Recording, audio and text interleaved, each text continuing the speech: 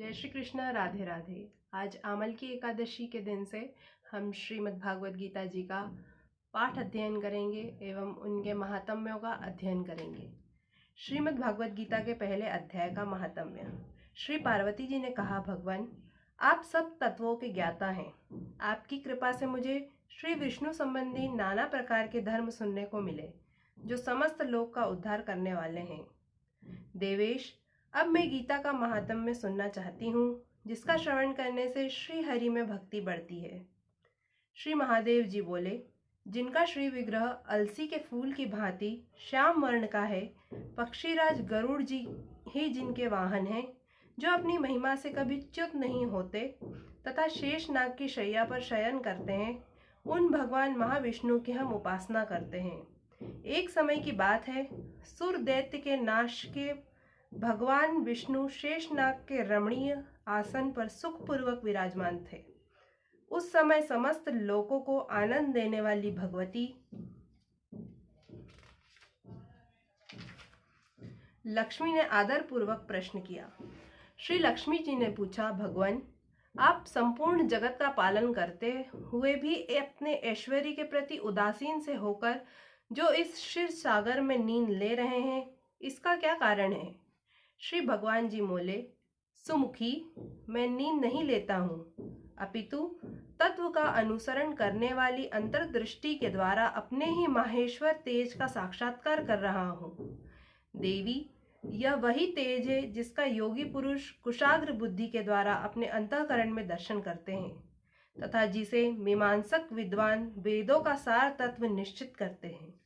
वह माहेश्वर तेज एक अजर प्रकाश स्वरूप आत्मरूप रोग शोक से रहित अखंड आनंद का पुंज, निष्पंद तथा द्वैत रहित है।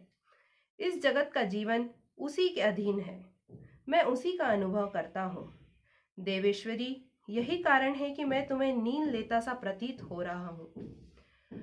श्री लक्ष्मी जी ने कहा, ऋषिकेश, आप ही योगी पुरुषों के ध्येय हैं। आपके अतिरिक्त भी कोई करने योग्य तत्व है, यह जानकर मुझे बड़ा कौतूहल हो रहा है। इस चराचर जगत की सृष्टि और संहार करने वाले स्वयं आप ही हैं। आप सर्व समर्थ हैं। इस प्रकार की स्थिति में होकर भी यदि आप उस परम तत्व से भिन्न हैं, तो मुझे कृपया कर इसका बोध कराइए। श्री भगवान बोले, प्रिय, आत्मा का स्वरूप द्वैत और अद्वैत से पृथक, भाव और अभाव से मुक्त तथा आदि और अंत से रहित है। शुद्ध ज्ञान के प्रकाश से उपलब्ध होने वाला तथा परमानंद स्वरूप होने के कारण एकमात्र सुंदर है। वही मेरा ईश्वरीय रूप है। आत्मा का एकत्व ही सबके द्वारा जानने योग्य है। गीता शास्त्र में इसी का प्रतिपादन हुआ है। अमित तेजस्वी भगवान विष्णु के ये वचन सुनकर लक्ष्मी देवी ने शंका उपस्थित करते हुए कहा, भगवान, यदि आपका स्वरूप स्वयं परमानंदमय और मन वाणी की पहुंच के बाहर है, तो गीता कैसे उसका बोध कराती है? मेरे इस संदेह का आप निवारण कीजिए। श्री भगवान बोले, सुंदरी, सुनो, मैं गीता में अपनी स्थिति का वर्णन करता हूँ। क्रमशः 5 अध्यायों को तुम 5 मुख जानो, 10 अध्यायों को 10 भुजाएं समझो तथा 1 अध्याय को उदर और 2 अध्यायों को दोनों चरण कमल जानो। इस प्रकार यह 18 अध्यायों की वामंगई ईश्वरीय मूर्ति ही समझनी चाहिए। यह ज्ञान मात्र से ही महान पातकों का नाश करने वाली है। जो उत्तम बुद्धि वाला पुरुष गीता के 1 या आधे अध्याय का अथवा 1 आधे या चौथाई श्लोक का भी प्रतिदिन अभ्यास करता है, वह सुशर्मा के समान मुक्त हो जाता है। श्री लक्ष्मी जी ने पूछा, हे देव, सुशर्मा कौन था? किस जाति का था और किस कारण से उसकी मुक्ति हुई? श्री भगवान बोले, हे प्रिय, सुशर्मा बड़ी खोटी बुद्धि का मनुष्य था। पापियों का तो वह शिरोमणि ही था।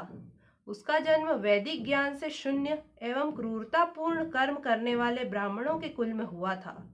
वह न ध्यान करता था, न जप, न होम करता था, न अतिथियों का सत्कार। वह लंपट होने के कारण सदा विषयों के सेवन में ही आसक्त रहता था। हल जोतता और पत्ते बेचकर जीविका चलाता था। उसे मदिरा पीने का व्यसन था तथा वह मांस भी खाया करता था। इस प्रकार उसने अपने जीवन का दीर्घकाल व्यतीत कर दिया। एक दिन मूढ़ बुद्धि सुशर्मा पत्ते लाने के लिए किसी ऋषि की वाटिका में घूम रहा था। इसी बीच में काल रूपधारी काले सांप ने उसे डस लिया। सुशर्मा की मृत्यु हो गई। तदनंतर वह अनेक नरकों में जा वहां की यातनाएं भोगकर मृत्यु लोक में लौट आया और वहां बोझ ढोने वाला बैल हुआ। उस समय किसी पंगु ने अपने जीवन को आराम से व्यतीत करने के लिए उसे खरीद लिया। बैल ने अपनी पीठ पर पंगु का भार ढोते हुए बड़े कष्ट से 7-8 वर्ष बिताए। एक दिन पंगु किसी ऊंचे स्थान पर बहुत देर तक बड़ी तेजी के साथ उस बैल को घुमाया। इससे वह थककर बड़े वेग से पृथ्वी पर गिरा और मूर्छित हो गया। उस समय वहां कुतूहलवश आकृष्ट हो बहुत से लोग एकत्रित हो गए। उस जन समुदाय में से किसी पुण्यात्मा व्यक्ति ने उस बैल का कल्याण करने के लिए उसे अपना पुण्य दान किया। तत्पश्चात कुछ दूसरे लोगों ने भी अपने अपने पुण्यों को याद करके उन्हें उसके लिए दान किया। उस भीड़ में एक वैश्या भी खड़ी थी। उसे अपने पुण्य का पता नहीं था, तो भी उसने लोगों की देखा देखी उस बैल के लिए कुछ त्याग किया। तदनंतर यमराज के दूत उस मरे हुए प्राणी को पहले यमपुरी में ले गए। वहां यह विचार कर कि यह वैश्या के दिए हुए पुण्य से पुण्यवान हो गया है, उसे छोड़ दिया गया। फिर वह भूलोक में आकर उत्तम कुल और शील वाले ब्राह्मण घर में उत्पन्न हुआ। उस समय भी उसे अपने पूर्व जन्म की बातों का स्मरण बना रहा। बहुत दिनों के बाद वह अपने अज्ञान को दूर करने वाले कल्याण तत्व का जिज्ञासु होकर वह उस वैश्या के पास गया और उसके दान की बात बतलाते हुए उनसे पूछा, तुमने कौन सा पुण्य दान किया था? वैश्या ने उत्तर दिया, वह पिंजरे में बैठा हुआ तोता प्रतिदिन कुछ पढ़ता है, उससे मेरा अंतःकरण पवित्र हो गया है। उसी का पुण्य मैंने तुम्हारे लिए दान किया था। उसके बाद उन दोनों ने तोते से पूछा। तब उस तोते ने अपने पूर्व जन्म का स्मरण करके प्राचीन इतिहास कहना आरंभ किया। शुक बोला, पूर्व जन्म में मैं विद्वान होकर भी विद्वत्ता के अभिमान से मोहित रहता था। मेरा राग द्वेष इतना बढ़ गया था कि मैं गुणवान विद्वानों के प्रति ईर्ष्या भाव रखने लगा। फिर समयानुसार मेरी मृत्यु हो गई और मैं अनेकों घृणित लोकों में भटकता फिरा। उसके बाद इस लोक में आया। सद्गुरु की अत्यंत निंदा करने के कारण तोते के कुल में मेरा जन्म हुआ। पापी होने के कारण छोटी अवस्था में ही मेरा माता पिता से वियोग हो गया। एक दिन मैं ग्रीष्म ऋतु में तपे हुए मार्ग पर पड़ा था। वहां से कुछ श्रेष्ठ मुनि मुझे उठा लाए और महात्माओं के आश्रम के भीतर एक पिंजरे में उन्होंने मुझे डाल दिया। वहीं मुझे पढ़ाया गया। ऋषियों के बालक बड़े आदर के साथ गीता के प्रथम अध्याय की आवृत्ति करते थे।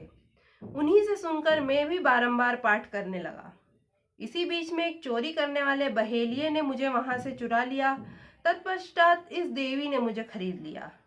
यही मेरा वृत्तांत है, जिसे मैंने आप लोगों से बता दिया।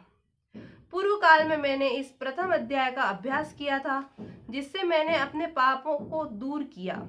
फिर उसी से इस वैश्या का भी अंतःकरण शुद्ध हुआ है और उसी के पुण्य से ये द्विज श्रेष्ठ सुशर्मा भी पाप मुक्त हुए हैं। इस प्रकार परस्पर वार्तालाप और गीता के प्रथम अध्याय के महात्म्य की प्रशंसा करके वे तीनों निरंतर अपने अपने घर पर गीता जी का अभ्यास करने लगे। फिर ज्ञान प्राप्त करके वे मुक्त हो गए। इसलिए जो गीता के प्रथम अध्याय को पढ़ता है, सुनता है तथा अभ्यास करता है, उसे इस भवसागर को पार करने में कोई कठिनाई नहीं होती।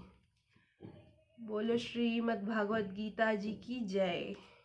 आज पहले अध्याय का महात्म्य समाप्त हुआ। कल हम पहले अध्याय का पठन करेंगे। धन्यवाद। राधे राधे।